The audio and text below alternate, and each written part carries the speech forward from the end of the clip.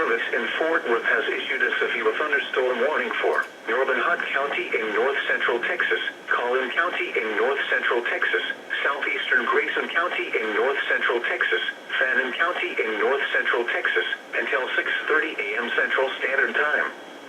At 5:40 a.m. Central Standard Time, a severe thunderstorm was located over Allen, moving northeast at 60 miles per hour.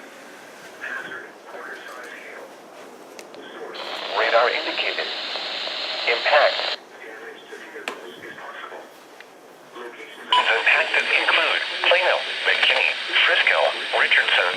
Wiley, Sandsea, Murphy, Anna, Fairview, Princeton, Lucas, Parker, Farmersville, Leonard, Lowry Crossing, Whitewright, Wolf City, and Celeste. For your protection, get inside a sturdy structure and stay away from windows.